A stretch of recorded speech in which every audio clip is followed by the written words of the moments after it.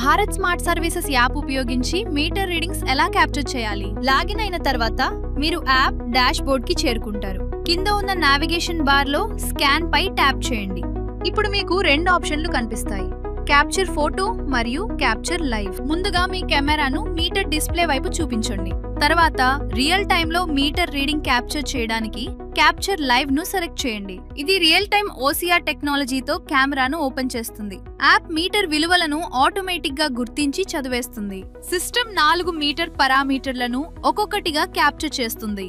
KWH, KVARH lag, KVARH lead మరియు KVAH.